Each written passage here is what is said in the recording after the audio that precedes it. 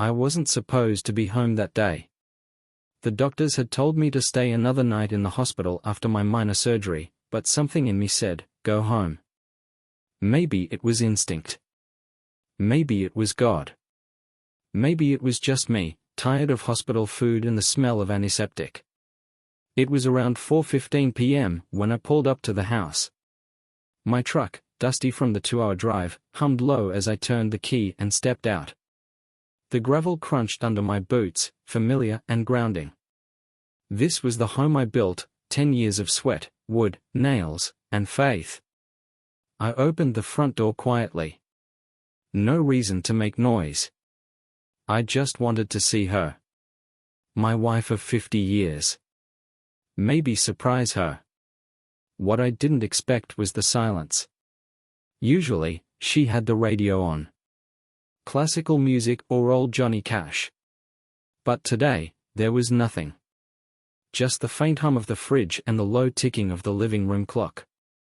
And then I heard it. A voice. A man's voice. Muffled. Upstairs. I froze in the hallway. And then came the laugh. A short one. Hers. Followed by another sound, soft, high, intimate. My heart didn't race. It slowed. Like it knew something my brain refused to accept. I took one step. Then another. Slowly, I moved toward the staircase. I didn't stomp. I didn't run. I just walked. Halfway up, I heard the creak of the bed. A bed. I stopped. My hands tightened on the railing. My knees locked. But I didn't turn around. Another whisper. Then a sound I'll never forget, her voice, soft and playful, don't worry, he's not coming home until tomorrow. Silence after that. And I knew. I stood there for maybe a minute. Or an hour. I don't really know. Then I turned around. Walked back down. Sat at the kitchen table. And there they were. 2 wine glasses. One with lipstick. The other with fingerprints. Half a pizza in the box. Garlic crust. She hated garlic. He must have brought it. I leaned back in my chair, stared at the ceiling, and smiled. Not because I was okay. Not because it didn't hurt. But because I already knew what I was going to do. I'd spent 50 years building that house for her. 10 years hammering and sweating, 2 decades working extra shifts, overtime, just to finish it the way she dreamed. And now she brought him into it. Into my home. Into my bed. Into the place I carved our initials into the porch with a pocket knife when we were 27. I didn't confront her that day. I didn't yell or make a scene. I just stood up, walked outside, and took a deep breath. The wind was sharp. Fall was coming early. By the time I got back in the truck, I had a plan. Not revenge. Something colder. She didn't know I saw them. She didn't know I was home. And I was going to keep it that way. Because when you spend 50 years loving someone, and they burn it all down in a moment, you don't scream. You rebuild the fire. And make them feel the heat. The next morning, I acted like nothing had changed. I got up at 6, made coffee like I always did. 2 cups, one for me, one for her. Just like every morning for the last 50 years. I poured hers into the white ceramic mug with the little blue birds on it. She always said it reminded her of spring in Kentucky. She came downstairs 15 minutes later, wearing that old green robe and pretending like she didn't just sleep with another man in my house. She kissed my cheek. Told me I looked better. Asked how the hospital was. I smiled. Told her the usual. Doctors say I'm healing fast. She nodded. Sat down. Took the mug in her hands and sipped. She never even flinched. Not a hint of guilt in her eyes. No twitch. No hesitation. That's when I knew this wasn't the first time. You can't fake that kind of calm unless you've rehearsed it. Unless you've been lying for a while. So I waited. Observed. For the next few days, I didn't say a word about what I saw. I played the part of the clueless husband. Sat on the porch with her in the evenings. Watched TV next to her. Kissed her goodnight. But inside, something had shifted. I started paying attention to every detail. Her phone, for example. She used to leave it on the kitchen counter at night. Now, it was always in her pocket or under her pillow. Once, while she was in the shower, I picked it up. Locked, of course. Face ID only. She'd changed the settings. Then there were the walks. Every Tuesday and Friday, she'd say she was going to visit her sister. But I knew her sister lived an hour away, and she'd only be gone for 45 minutes. Sometimes less. One evening, I followed her. Kept a safe distance in my truck. Turned off the headlights when I got close. She didn't go to her sister's. She turned down Maple Drive, pulled into a driveway 2 streets over. I recognized the house. It was his. The guy who'd been in my bed. His name was Trevor. Mid-40s. Wore flannel shirts and jeans like he was still 20. I remembered him now. He'd come by last winter to help fix the water heater. Said he was a friend of our neighbor. Friendly guy. Talked a lot. Always smiling. I watched her walk up to the door and knock twice. He opened it fast. Too fast. She stepped inside. He pulled her in by the waist. Door closed. I sat there, in the dark, gripping the steering wheel so hard my knuckles turned white. I didn't feel rage. I felt clarity. The kind of clarity that comes when you realize your life has been a lie for longer than you knew. I went home before she did. Took the back road. By the time she walked in, I was already in bed, pretending to be asleep. She kissed my forehead, whispered, "Love you." I didn't respond. The next day, I started building the box. An old habit from my workshop days. Working with my hands always calmed me. This time, the box was for something special. It was a small chest, about the size of a microwave. Oak wood. Clean lines. No lock, no hinges. Just a lid and a space inside. Over the next few days, I started collecting. Not evidence. Not yet. Memories. A photo from our wedding day. A pressed flower from our first date.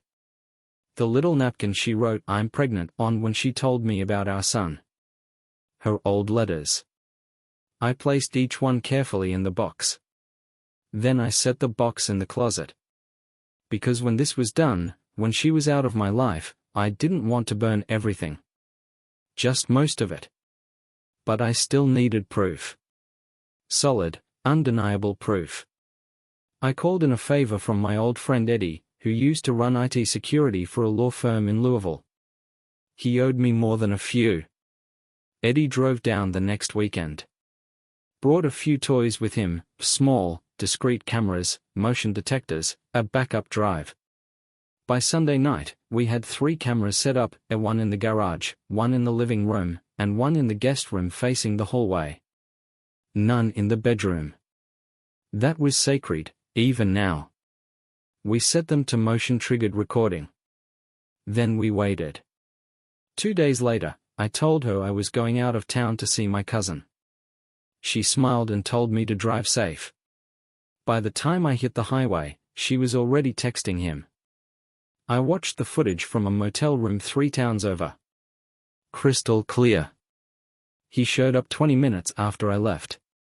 Walked right in like he owned the place. they didn't even close the blinds. The way she laughed at his jokes. The way she touched his arm. The way they toasted with my bourbon. It was like I never existed.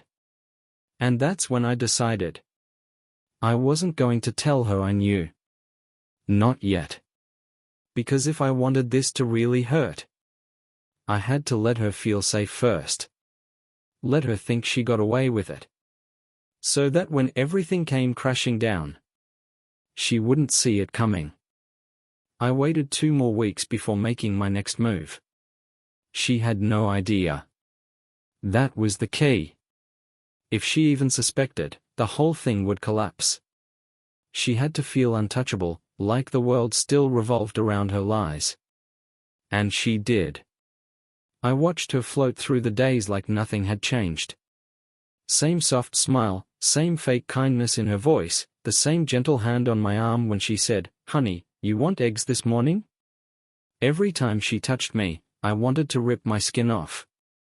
But I played the part. I even bought her flowers. White lilies.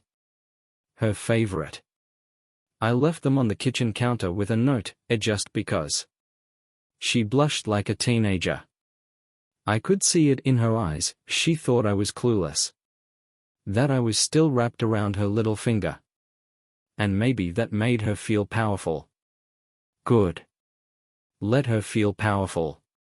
Because the fall would be even harder. Meanwhile, Eddie and I kept reviewing the footage. Trevor had been over 5 times in 14 days. Each time, same routine. He parked 2 blocks away, walked the rest of the way, let himself in through the side door. My door. They never rushed. Never checked the cameras, of course, they didn't know they existed. I studied his habits. Trevor always took off his shoes in the mudroom. Always brought something, wine, food, a box of pastries. He played the perfect gentleman, like a wolf with a bow tie. He stayed for about an hour each time. Left no mess, no trace. But the cameras caught everything, the touches, the kisses, the whispers. They talked about me once. It was around the 6th visit. She poured him coffee in my favorite mug, blue enamel with the trout on the side, and said, "He's so lost in his own little world. He never sees anything." Trevor laughed. "You sure he's not catching on?" "Not a chance," she said. "He's still stuck in 1985. I watched that clip 4 times. Not because it hurt. But because it hardened me. I started making a list.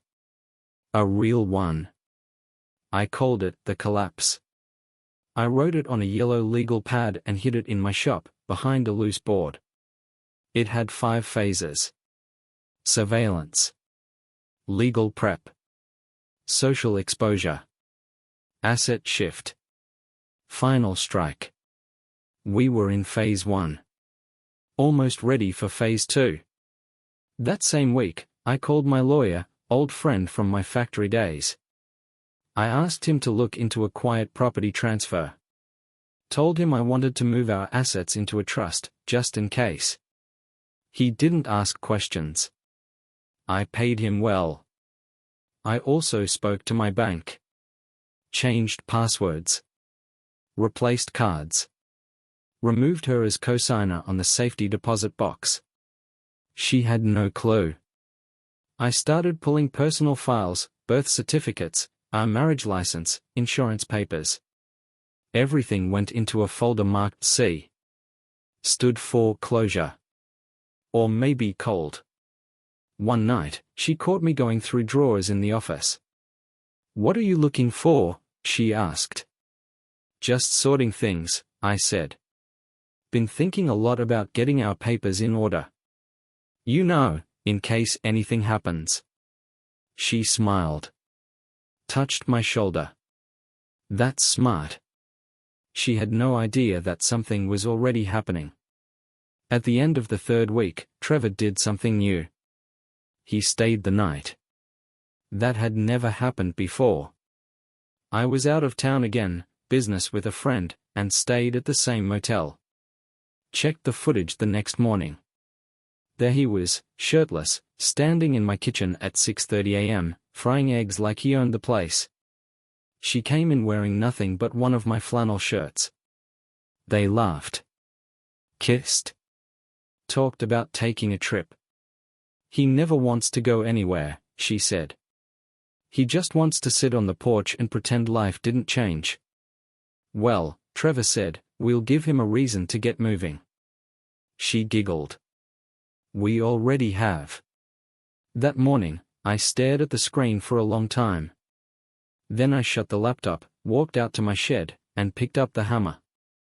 I wasn't going to use it. I just needed to feel something heavy in my hands again.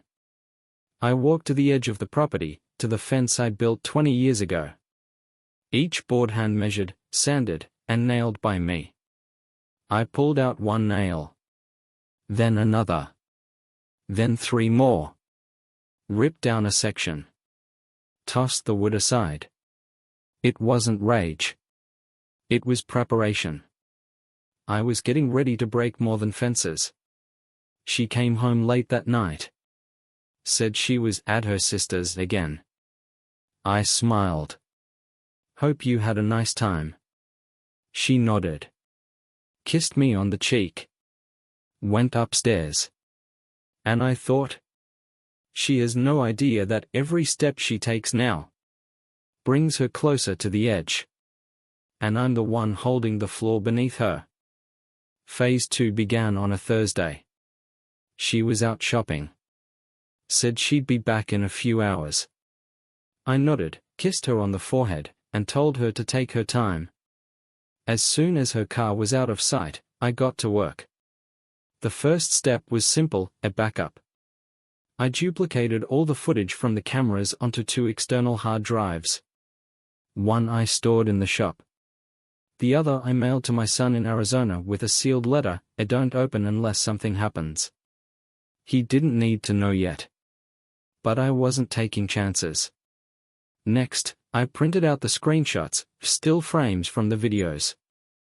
Her on the couch with him. His hand under her shirt. Her pouring him bourbon in my glass. Each photo more damning than the last. I laid them out on the workbench like playing cards. A royal flush of betrayal. Then I wrote a letter. Handwritten, no edits, no digital trace. Just pen, paper, and pain. It read, you brought him into the house I built. Into the life I gave you. For 50 years, I gave everything. And you sold it all for cheap wine and stolen hours. I could destroy you now. But I'm not done watching. I didn't sign it. I slipped the photos and the letter into a plain envelope. Sealed it. Left it in the mailbox with the flag up. I knew she'd be the one to check it when she got home. Then I waited. That evening, I sat on the porch like always. Rocking chair, cold beer, the sound of cicadas buzzing like static on an old TV. She pulled into the driveway just after 6, 2 bags of groceries in the back seat. She waved at me. I waved back. She checked the mailbox on her way in. Stopped cold. She stared at the envelope for a good 30 seconds before picking it up. Looked around. No return address. No handwriting she recognized. She walked into the house slowly, like every step weighed more than the last. 10 minutes later, I heard the slam of the bathroom door. Then silence. Then crying. Not loud. Controlled. She was trying to muffle it. I didn't move. Didn't go inside. Just rocked. Let her cry.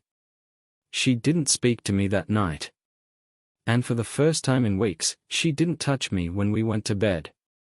No kiss. No, love you. Perfect. The next day, she was jumpy. Distracted. She burned the toast, spilled coffee, forgot to feed the cat. I acted normal. Calm. unbothered. At lunch, I said, "You seem off." She forced a smile. "Just tired. Maybe you should rest. Take a break from running around." She nodded, but I could see it, her mind was racing. Probably wondering who knew. Who else had seen? By Saturday, she was checking the windows more often. Her phone never left her hand. Once, I caught her looking through my workshop window while I was inside. She knew someone was watching. She just didn't know it was me. Trevor didn't show up that week. Maybe she told him to stay away. Maybe he got spooked. Maybe he was smart enough to smell the trap. But it didn't matter. Because I was already moving on to phase 3. Sunday morning, I printed a small batch of flyers. Just a photo. One still image from the footage. Her and Trevor, on our couch, mid-kiss. No words. No names. Just the picture. I drove to the edge of town, to the gas station, the library, the post office. I slipped the flyers onto bulletin boards, under windshield wipers, into mail slots. I wasn't trying to go viral. I was trying to let the town do the work. Small towns are good at two things, potlucks and rumors. By Tuesday, the whispers had begun. At the grocery store, I saw two women glance at her, then at each other. One nudged the other, said something under her breath. At church, the pastor didn't shake her hand. Just nodded politely. She noticed. I saw her face when we walked out, tight smile, but her eyes were scanning every face. Searching for judgment. It was all starting to unravel. The next evening, she came into the living room holding her phone. "Did you put something online?" she asked. I looked up from the newspaper. "What?" "Pictures. Of me." Someone said, "Someone showed me this." She handed me her phone. It was a grainy photo of the flyer I'd posted. Blurry, but clear enough. I shook my head. No idea where that came from. She stared at me for a long time. Too long. Then she sat down, stared at the floor. "You think someone's trying to hurt us?" "Us." She still thought there was an us. I nodded slowly. "Maybe. You ever give someone a reason?" She didn't answer. And I didn't press. I just let the silence eat at her. That night, I watched her toss and turn in bed. She kept reaching for her phone. Reading messages. Typing. Deleting. She was spiraling. And I was just getting started. The beautiful thing about silence is that people fill it with their own guilt. After the flyers started spreading, I didn't say a word. I didn't raise my voice. I didn't even change my tone. I still made coffee every morning, still read the paper, still sat beside her on the couch during the evening news. But she changed. She jumped when the phone rang. She flinched at knocks on the door. Every time I looked at her, she wondered if I knew. She was right to wonder. By now, Trevor had gone silent too. No more visits, no more secret meetings. I could tell she was growing anxious. She texted him often. Eddie had set up a silent SMS monitor, nothing invasive, just metadata. She sent 23 texts in 3 days. He replied to 3. That's when I knew he was starting to worry. Perfect. Because phase 4 was about to begin. Asset shift. While she spiraled, I was making moves behind the scenes. My lawyer filed the paperwork to move our joint assets into an irrevocable trust under my name. She had no idea. I had her sign some of the documents under the pretense of estate planning. She never even read them.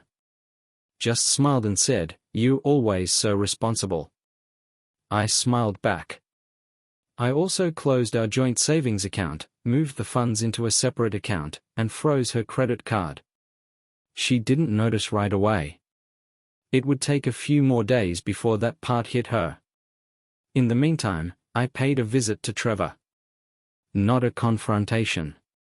Not a scene. Something more subtle. I showed up at his job. He worked at a hardware store about 10 miles out of town. Small place. He was in the garden section, lifting bags of mulch when I approached. He didn't recognize me at first. I smiled. "Trevor, right?" He straightened. "Yeah. Can I help you with something?" I nodded. "You helped my wife last winter. Water heater. Remember?" His face shifted. Just a little. "Oh. Yeah. Of course.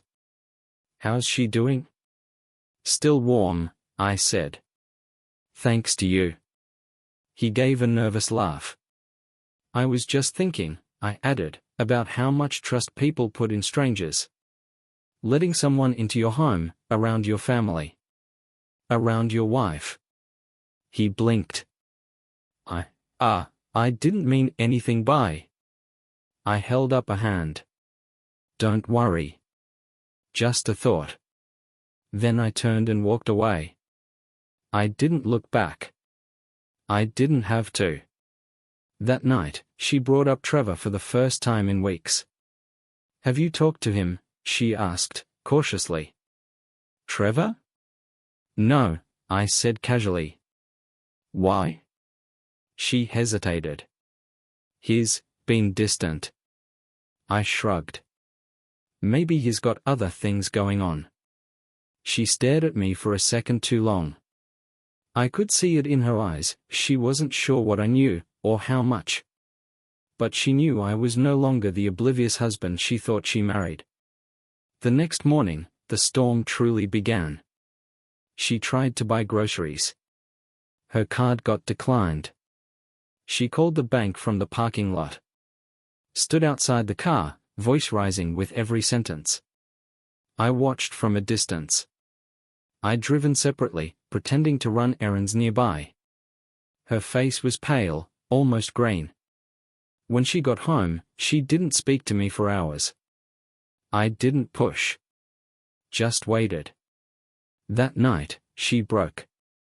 "I need to talk to you," she said, her voice shaking. "Of course." She sat at the kitchen table, hands trembling slightly. "I think someone's trying to ruin us." I raised an eyebrow. "Ruin us?" "The money's gone. The town's talking. Trevor's avoiding me. I don't know what's happening." I leaned forward slightly. "Maybe you should ask yourself why." She stared at me. "Do you know something?" I looked her dead in the eyes. "I know a lot of things." Silence fell like a bomb between us. She swallowed. Looked away. "So, what now?" I stood up. Walked to the sink. Poured myself a glass of water. "You should get some sleep," I said. "Big changes are coming." I left her sitting there, alone at the table. The next day, the divorce papers arrived. I didn't hand them to her directly. I had them delivered, by courier. Middle of the afternoon. No warning. She opened them in the kitchen. I was on the porch, trimming the hedges. She came outside, holding the envelope like it burned her. "You leaving me?" "No," I said. "You already left me. This is just paperwork." She started crying. Real tears. The kind that come when you realize there's no way back. "I didn't mean." "You meant it every time," I interrupted. "Every time you opened that door, every time you let him in. You meant it." She didn't argue. She knew she couldn't. And now, for the first time in all this, I felt nothing. No rage. No pain. No satisfaction. Just peace. Because for the first time in years, I wasn't living in a lie. And neither was she. Divorce is a quiet kind of war. No guns. No bombs. Just paper cuts and signatures. And silence that slices deeper than any scream. She didn't move out right away. Said she needed time to process. That word made me laugh. 50 years together, and she needed time to process? But I let her stay. It was part of the plan. You don't destroy someone by pushing them out. You destroy them by letting them watch the world collapse around them from the inside. She spent most of her days in the guest room. Locked the door. Slept late. I didn't ask where she went or who she called. I didn't need to. Because Eddie was still watching. The texts had slowed. Her messages to Trevor grew desperate. Longer. One even said, "I can't do this alone." He didn't reply. That was my doing, too. Trevor's silence wasn't from guilt. It was fear. After I visited him at work, I sent an anonymous email to his employer. Attached were 2 of the photos, him in my house, him with my wife. No context. No accusations. Just the images. I knew the store had a morality clause in their employee contracts. It didn't take long. By the end of the week, Trevor was let go. He didn't tell her, of course. But she found out when she drove by the store and saw someone else wearing his name tag. She came home in a rage, slamming drawers, pacing through the kitchen. I watched from the porch, drinking coffee. She didn't say a word to me. That weekend, I printed a letter. It looked like it came from a community board, the kind used for local news, event updates. I formatted it carefully. Made it look casual, even friendly. The title read, "Do you know who lives next door?" It included no names. No address. Just a story. About a woman who betrayed a man who built her a home. About a man who trusted his neighbor, only to find that trust twisted. About what happens when silence breaks. I left copies at the laundromat, the senior center, the town square bulletin board. It didn't go viral. It didn't have to. By Monday, she couldn't go anywhere without feeling eyes on her. The whispers were louder now. Church ladies didn't invite her to coffee. The neighbor who always waved now kept her curtains closed. She started wearing sunglasses in public. Even on cloudy days. She told me once, through clenched teeth, "You're trying to ruin me." I smiled. Trying?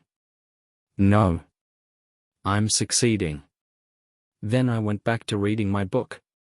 She left the room shaking. That night, she made one last call to Trevor. I didn't hear the words, but I saw her face. Tears. Not the kind that come from regret. The kind that come from finality. He'd ended it. Probably said he needed space. Maybe he blamed her for everything that was happening. She was officially alone. The next morning, I found her sitting at the kitchen table in her robe, staring at an empty mug. She looked older. Not tired, broken. "You win," she said quietly. I sat down across from her. "It's not a game." She nodded. "I know." We didn't talk after that. Not for hours. The house was dead quiet, like it had finally accepted the truth. Later that day, she packed a suitcase. Just one. She didn't ask for anything. No money. No explanations. She didn't even say goodbye. She left the house slowly, like every step hurt. I didn't follow her. I didn't even stand up. I just sat there and listened to the door close behind her. It was the softest sound I'd ever heard. And yet, it echoed. The silence after was the loudest thing in the world. I thought I might feel relief. Maybe peace. But I didn't. What I felt was control. After 50 years of giving, forgiving, building, and believing, I had taken something back. Not her love. Not her loyalty. Those were already gone. I had taken back myself. That night, I walked through every room of the house. Touched every wall, every beam, every floorboard. I stood in the bedroom and looked at the bed. Mine again. The next morning, I called the locksmith. Then I called the realtor. This house was never meant to be a prison. It was meant to be a home. And I was ready to build that again. But next time, it would be for me. She didn't go far. 2 towns over, in a cheap motel off the highway. The kind with stained carpets and buzzing neon signs that flicker at night. I found out through Eddie, of course. He tracked her card activity before the bank froze her access. She used it once, for the room. After that, she was stuck. She tried calling mutual friends. None of them answered. Or maybe they did, and politely told her to move on. People in small towns don't forget betrayal easily. Especially not when it involves someone who used to bring pies to church and talk about honor in marriage. I watched it all unfold from a distance. She had nowhere to go. Her sister was traveling, her cousin had a full house. No one wanted to get involved. No one wanted to pick sides. But they already had. Her side was empty. Trevor didn't reach out either. Not a text. Not a call. He disappeared the moment things got hard. Last I heard, he was living in his brother's basement, trying to get work out of state. I made sure word got around. Quietly. Carefully. All I had to do was tell one man at the bar that Trevor had problems with boundaries. The rest took care of itself. By the end of the week, she was knocking on my door. I didn't answer. She waited for over 20 minutes. I watched her through the curtain. She looked like a ghost in a raincoat, hair soaked, face pale, suitcase by her feet. Eventually, she left. That night, she left a voicemail. I'm sorry. I didn't know what I was doing. I miss you. I don't want to be alone. I deleted it. Not out of anger. Out of clarity. There was nothing left to salvage. The next day, I met with my lawyer again. We finalized the divorce. Fast-tracked it. Clean cut. No alimony, no assets, no shared property. She didn't contest. How could she? She had no money for a lawyer. And even if she did, the evidence was stacked against her like bricks in a wall she couldn't climb. By the time the papers were signed, she was still living in that motel. Word got out. The woman who once hosted dinner parties and PDA fundraisers was now seen pushing a cart at the discount store, counting coins to buy soup and bread. Some would say that was enough. But not me. Not yet. Because she hadn't truly felt what she made me feel. Not until she lost everything. That Sunday, I walked into church alone. People looked at me differently now. With respect. With quiet nods. One of the older ladies patted my hand and said, "You held your head high. That's what matters." I just nodded. After the service, I stopped by the community center. They were hosting a local charity event, bake sale, raffle tickets, little kids singing songs. I donated $500 under my name. The same place she used to volunteer at.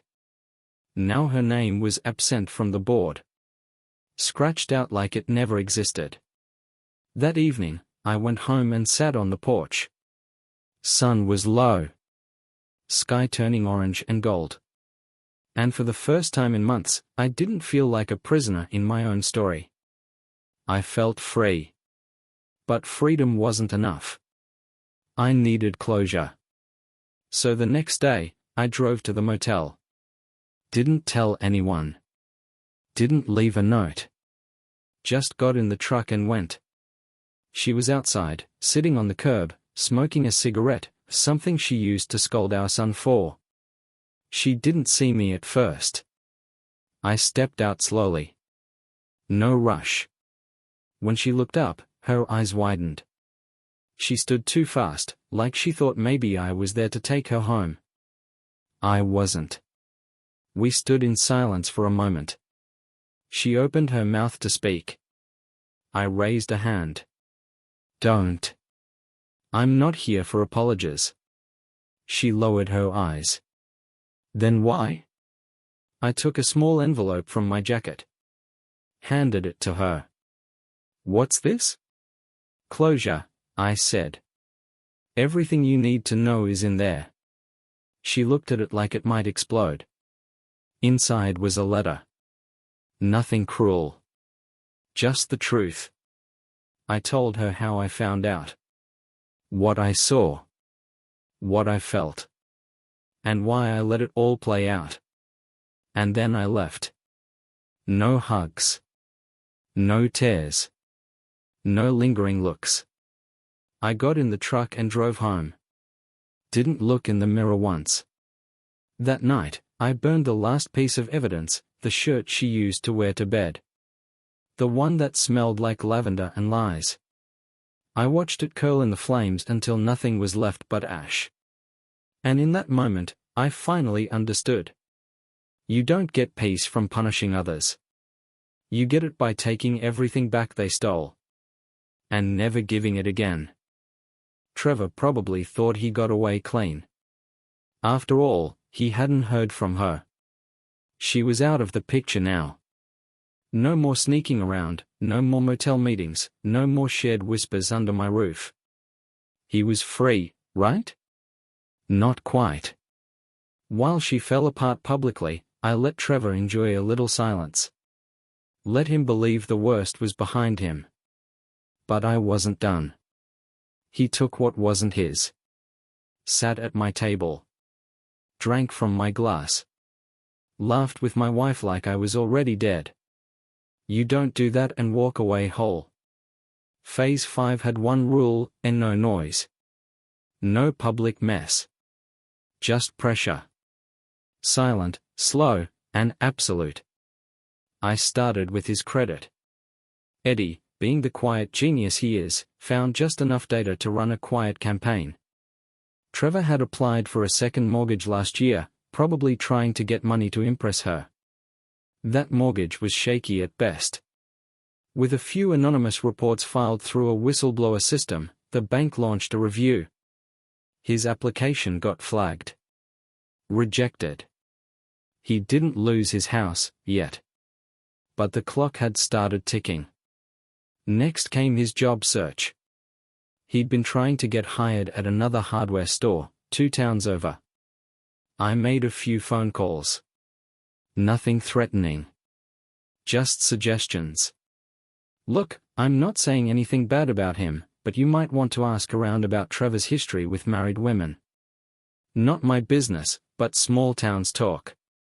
That was all it took. The manager at the new store declined his application due to concerns about team morale. I made sure he never saw my face, never heard my name. Trevor just started noticing closed doors where they used to be open. Then came the final touch. He'd been renting tools from a local shop under his name. Power drills, tile cutters, expensive equipment. Always paid on time, but lately he'd been late. Eddie slipped in a fake invoice into the shop's system. Flagged him as delinquent in their internal network. Nothing illegal. Just confusing. They stopped renting to him. Now Trevor had no job, no prospects, no income, and no tools to offer for side work. His world got smaller every day. Meanwhile, mine got wider. I wasn't rebuilding my life, I was redesigning it. I got up early. Walked 3 miles every morning before breakfast. The cold air woke me up, reminded me that I still had blood in my veins. I cleaned out the workshop, donated half the old tools, kept only what I needed. Ordered lumber. Started drawing up plans for a little fishing cabin down near the lake. No wife. No betrayal. Just space. Just peace. One afternoon, I was at the diner downtown, a real old-school place with chipped mugs and jukeboxes that still worked. I saw Trevor through the window, sitting alone in his truck. He looked thinner. Pale. Like he hadn't slept in days. I sipped my coffee slowly. Let him stew. He didn't see me. But I saw everything. When I walked out an hour later, his truck was gone. That night, I got a call. Unknown number. I let it go to voicemail. It was him. Look, man.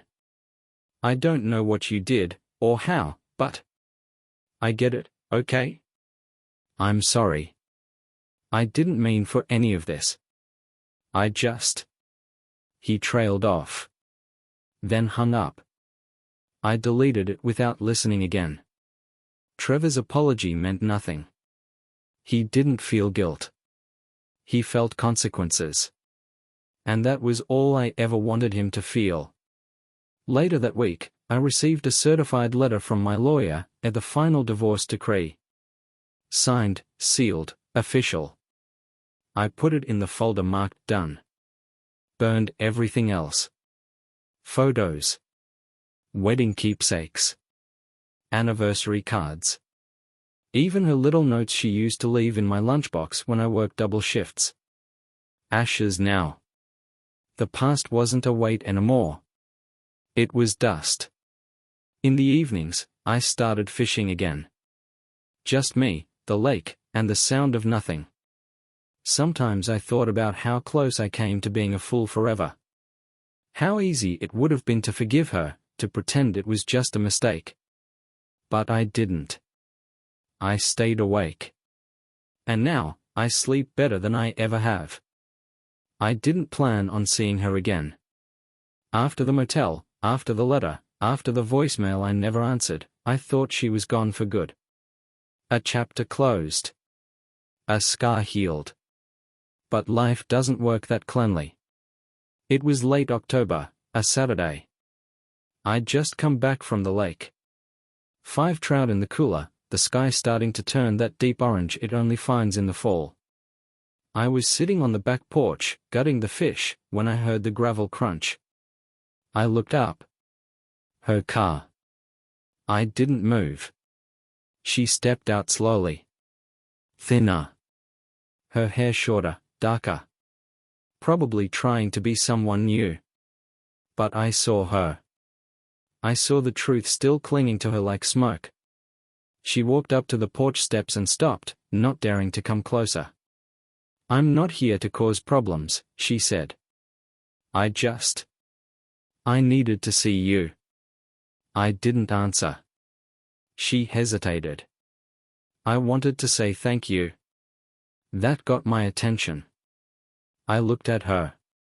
For what? For not destroying me completely, she said, voice shaking. You could have. You should have. I let the silence speak for me. She shifted. I deserved everything. I know that now. I wiped my hands on a towel, stood up, and walked down the steps. Not toward her, just to throw the fish guts in the bin. When I turned around, she was still watching me. You look lighter, she said quietly. I am. Another silence. This one heavier. I'm in recovery, she added. Got help. For a lot of things. Not just what I did to you. I nodded once. Not out of kindness. Out of acknowledgement. I don't expect anything, she said quickly. No forgiveness, no friendship. I just I didn't want the last thing you remembered about me to be who I was. I stared at her. And for a moment, I almost saw the girl I married. Almost. But she wasn't there anymore. And neither was the man who needed her. I hope you find peace, I said. She blinked, like that cut deeper than anything else I could have said. Then she nodded. Slowly. Respectfully. She turned back to the car. Opened the door. Hesitated. Goodbye, Henry, she said. I didn't reply. She drove away. And this time, I knew it was for good.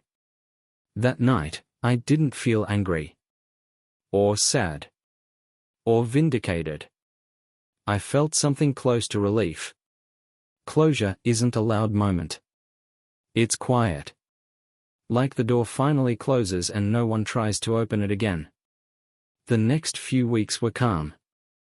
I kept building the cabin near the lake. Just a small place, one room, a little kitchen, a fireplace. Big windows that faced the water. I started carving again.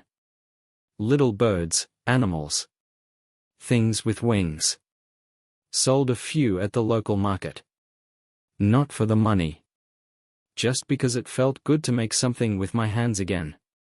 One morning, a woman stopped by my table. Mid-60s. Silver hair in a braid. Sharp eyes, kind smile. Said her name was Ruth. Bought a carved owl. Said she liked the detail. We talked for 15 minutes. Nothing special. Just enough to make me realize I hadn't had a real conversation in months. The next week, she came back. Bought a bear this time. Smiled a little longer. I didn't rush anything. I wasn't looking for love. But I also wasn't hiding from it. One evening, I invited her to see the cabin. We sat on the porch, watching the water turn to gold as the sun dropped behind the trees. She didn't ask about my past. And I didn't offer it. Some things are better left behind. But I did say one thing. I used to live in a house built on lies, I said. This one's different. She nodded, eyes soft. This one's yours. And for the first time, I believed it. Not just the house. The life. The cabin was finished in mid-November. It wasn't much, just wood, nails, windows, and quiet. But it was mine. Every beam, every corner, every nail in every plank carried something the last house never had. Freedom. No ghosts lived here. No echoes of broken promises. No hidden betrayals in the walls. Just air. Just trees. Just water. I moved in with a single duffel bag, a toolbox, and a picture of my father on the mantel. No wedding photos. No family portraits. Just what mattered. That first night, I slept better than I had in years. No creaking floorboards. No second-guessing footsteps in the hallway. No reaching over in bed, wondering if the woman beside me was still mine. I woke up before the sun, made coffee over the gas stove, and watched the fog roll off the lake. I didn't feel triumphant. I felt clean. A few days later, Ruth came by again. She brought apple pie in a cloth-wrapped basket and a second thermos of coffee. We sat on the porch without saying much. Just watching the leaves fall like golden rain. You did a good job, she said, looking at the cabin. I did it right this time, I replied. She smiled. I can tell. She didn't push. Never did. That was something I admired in her, her ability to let things be. We spent the next weeks like that. Not every day. Just enough. She helped me set up a garden patch. Showed me how to fix a draft in the window frame. Talked about her late husband like he was a favorite book she'd read 100 times. She never asked about mine. But I told her anyway, one day. Not everything. Just enough. She listened, quiet and still, her hands wrapped around a mug of tea. When I finished, she didn't say sorry. She said, "You're not broken. Just rebuilt." I didn't reply. But something in me relaxed. Like the last door had finally closed, and the house was silent again. Winter came early that year. Heavy snow. Thick ice on the lake. I chopped wood, stacked it high. Hung flannel sheets over the windows. Made soup from scratch. And one night, I invited Ruth to stay. Not because I was lonely. Because I wasn't. She brought books, a puzzle, and her own pair of wool socks. We didn't rush anything. We didn't label it. We just lived. One morning, I found her out by the dock, watching the water crackle under the frost. "You ever think about the past?" I asked. "All the time," she said. "Does it bother you?" "Only when I let it." I stood beside her. Hands in my pockets. Shoulders relaxed. "I used to think pain was something you had to carry," I said. "But maybe it's something you bury. Like a seed. And grow something better from it," she added. That's when I knew she got it. Really got it. She wasn't filling a void. She was joining a life already full. By spring, the garden was blooming. The trees were green again. I put up wind chimes made from old silverware, and they sang in the breeze like laughter I hadn't heard since I was young. Sometimes I still thought about her, my ex-wife. But it was like remembering a storm that had passed. You respect its power. You don't invite it back. I heard she moved away. Started over in another state. Got a job in a bookstore. Good. Let her find her own peace. Mine wasn't revenge. It wasn't about watching her suffer. It was about making sure I didn't. Because the worst thing betrayal does isn't breaking your heart, it convinces you that your life ended with it. And I refused to let that be true. So I built something new. Not for her. Not against her. For me. Because I earned that right. 50 years of loyalty. 1 year of destruction. And finally, a life that was mine again.